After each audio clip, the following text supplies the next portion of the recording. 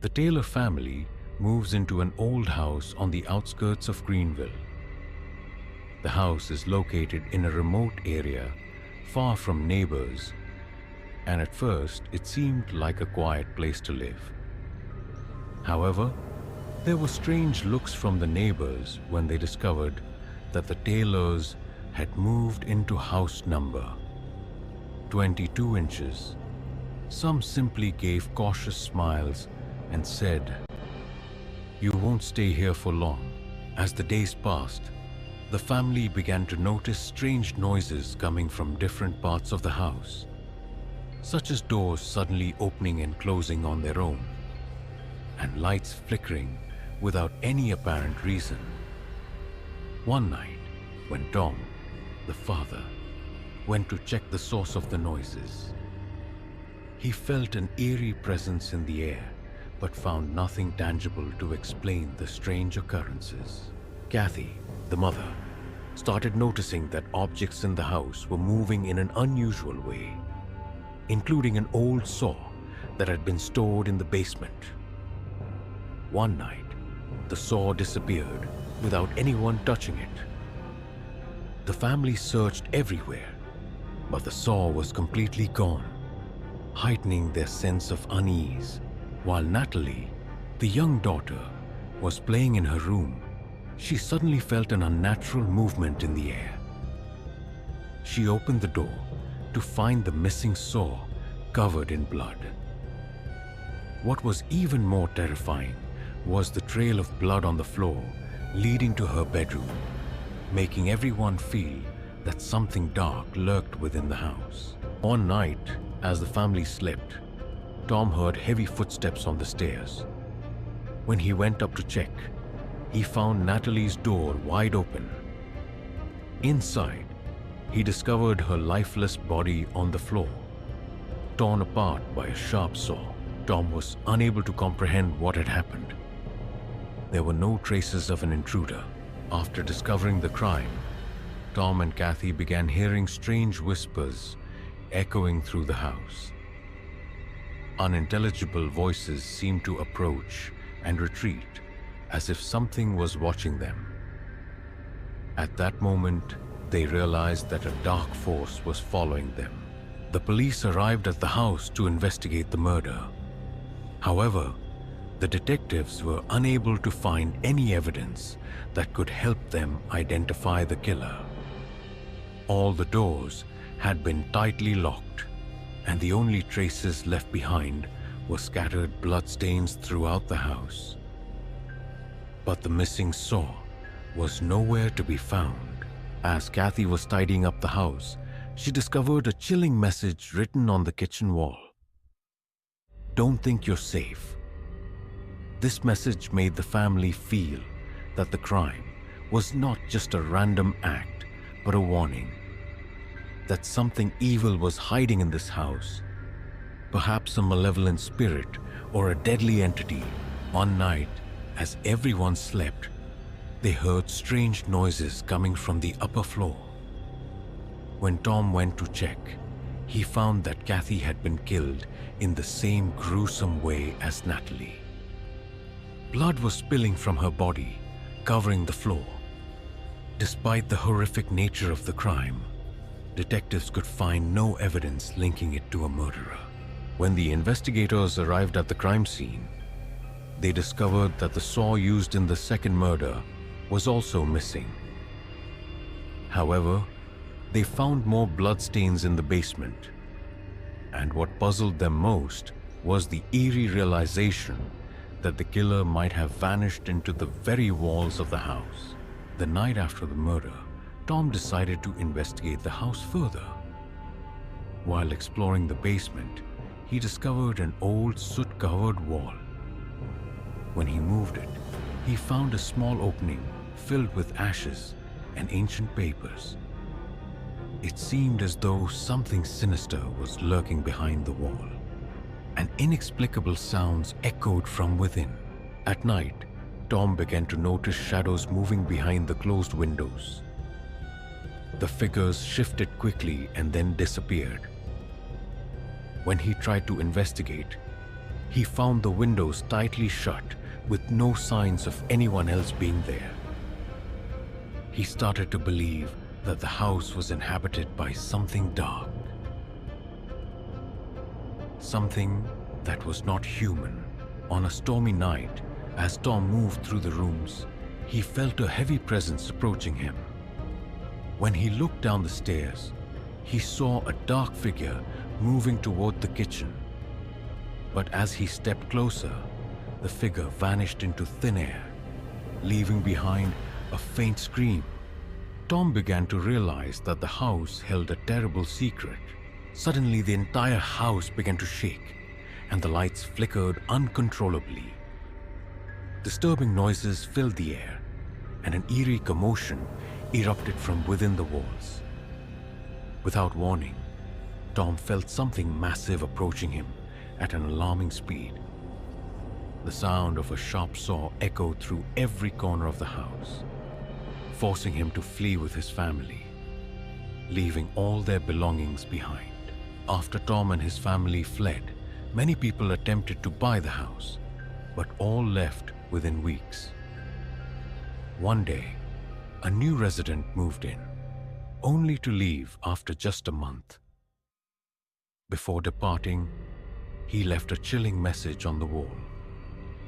"It doesn't want us here." To this day, house number 22 in Greenville remains abandoned. Neighbors give cautious smiles when asked about it. It is said that shadows appear in the windows at night and that no one dares to go near it. Sometimes the sound of a saw can still be heard echoing through the dark rooms, while the truth about what lurks inside remains a terrifying mystery. The McLean family moved into an old house on the outskirts of Edinburgh, Scotland. The place seemed perfect, but the neighbors appeared strangely reserved whenever they learned that the family would be living in house number 42. When Elizabeth asked the elderly neighbor about her unease, the latter, that night, while everyone was asleep, James woke up to a faint rustling sound coming from the hallway. When he went out to investigate, he found Emily's bedroom door slightly open, even though he was sure he had closed it. He felt a strange coldness, but convinced himself it was just a draft. While Emily was playing in her room, she noticed that one of her dolls had moved from its place. At first, she thought she had forgotten where she put it, but she began finding her toys arranged in a circle every morning. When she asked her parents, they assumed she had been playing in her sleep. One night, while Elizabeth was washing the dishes, she heard soft whispers coming from the living room, as though someone was speaking quietly. When she approached, the sound stopped suddenly, but she noticed the TV was on, even though she was sure she had turned it off. The house had a small basement that the family hadn't bothered exploring much. But James noticed that the basement door would open on its own every morning. Even when he locked it, he found it open again after a few hours. One night, while everyone was asleep, they woke up to the sound of the basement door slamming shut by itself. When James went downstairs to check, he found small, wet footprints on the floor leading inside. Even though the basement had no water source, little Emily began refusing to sleep in her room. And when her mother asked her why, she said in a trembling voice, "The Grey Lady doesn't like me sleeping alone." Elizabeth dismissed the child's talk, but the next night, Emily woke up screaming. When her parents rushed to her room, they found her sitting in the corner, staring into space, her eyes wide with terror. When her father asked what she had seen, she whispered, "She was standing here, by my bed." While Elizabeth was tidying the bedroom, she noticed that the closet mirror had suddenly fogged up, as though someone had breathed on it.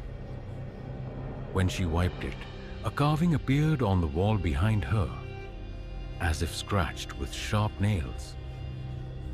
"You shouldn't be here." When James returned from work, Elizabeth told him what she'd seen, but he didn't believe her.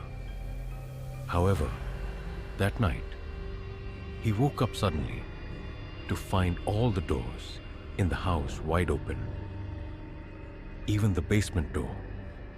When he closed it, he heard a faint laugh coming from the darkness. Elizabeth began researching the history of the house and discovered that 32 years earlier, a woman named Margaret Stewart had lived there. She died alone, but her last words before her death were, "He doesn't want me to leave." That night, Elizabeth dreamt she was in the basement, trapped in darkness, with a cold hand gripping her wrist.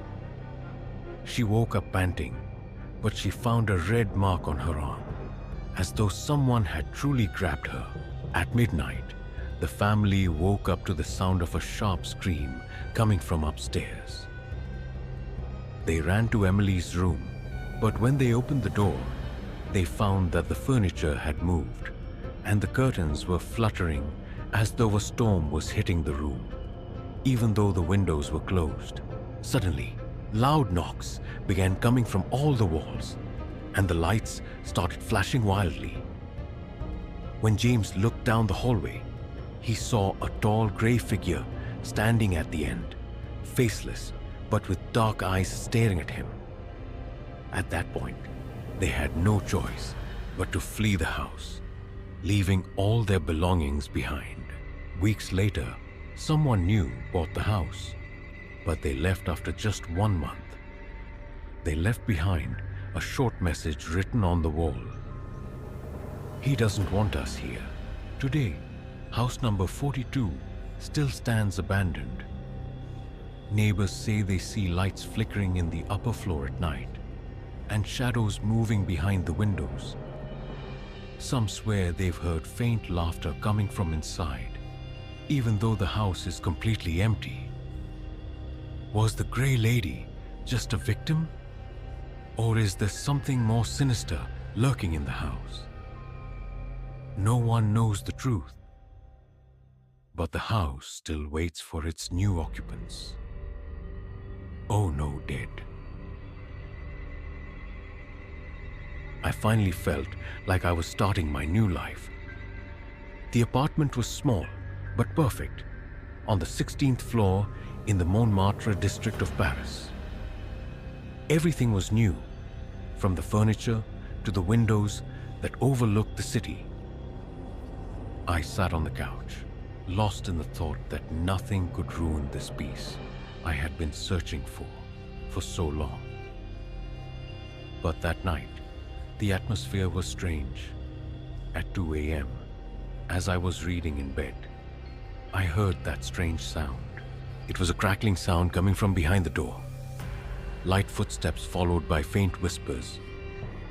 I lifted my head, and suddenly the sound faded.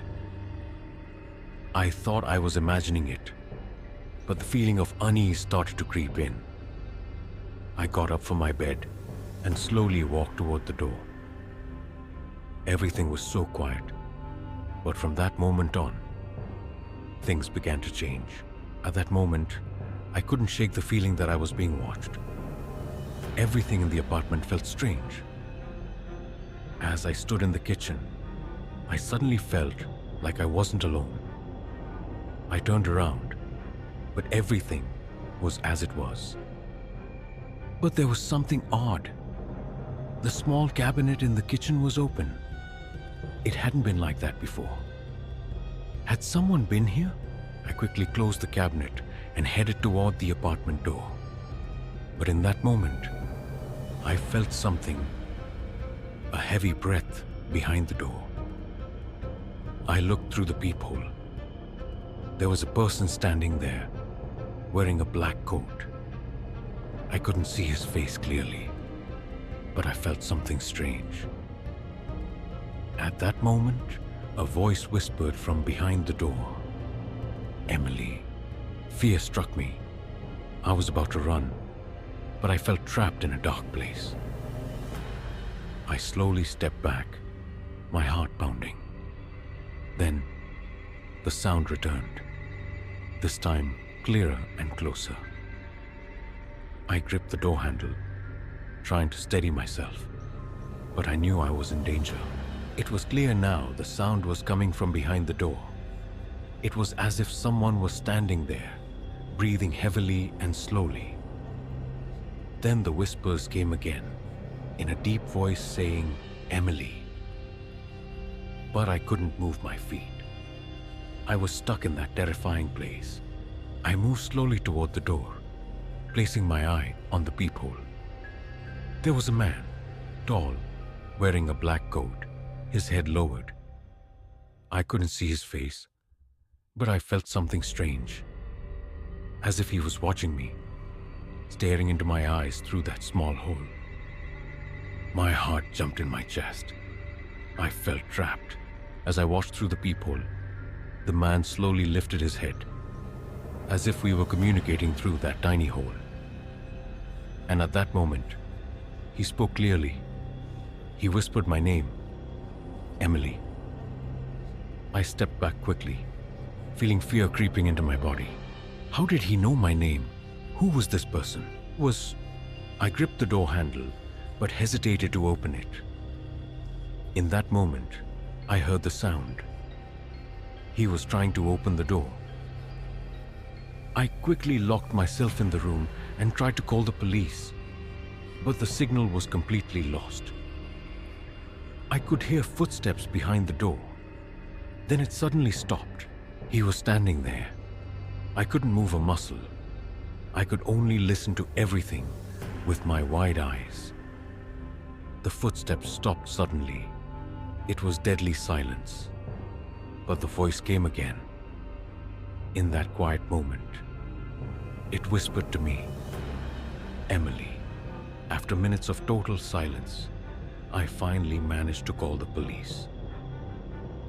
The officers arrived, like my saviors at that moment. I felt a mixture of relief and fear at the same time. But when I opened the door, there was no one there. The officer said, "There's no one here. Everything seems normal." The hallway was completely empty, and I couldn't understand what had happened. Was I imagining everything? But at that moment, I knew something strange was going on in this apartment. I asked the building management to review the security cameras. I told them about what I had felt. When we watched the recordings, it was shocking. The hallway was empty all night. But when we got to the moment I heard the whispers, strange sounds started appearing on the recording. The whispers were unintelligible. Then a clear word appeared on the recording. "I'll be back soon, Emily." I jumped in my place, unable to believe what I had heard. Was this voice real? Who was there? The next morning, I woke up with a strange feeling. The floor in the apartment looked as if heavy feet had passed over it. But there were strange marks on the floor, as if something had been dragged across it. There was something odd. I felt like I was being watched all the time. Following the marks, I reached the living room window, which was slightly open. But I didn't leave the apartment. Instead, I grabbed my bag and decided to run. I felt like I was in constant danger. When I finally decided to leave the apartment, I felt like I could escape this nightmare. I wasn't safe there. I quickly gathered my things, and everything around me was unsettling, including the voice I had heard every time. When I lifted my bag, I looked at the window and the darkness had begun to take over the sky. I felt something strange in my chest. But in the reflection inside the glass, I saw him. The same person. I finally managed to leave the apartment. But I had a strange feeling that I wasn't alone. His eyes were watching me. I ran through the busy streets of Paris, but that unsettling feeling followed me everywhere. I passed by a small shop, looked at the glass, and in the reflection, I saw a person wearing a black coat, but I couldn't move him. When I turned around, no one was there. But I was sure of one thing. He would never leave me.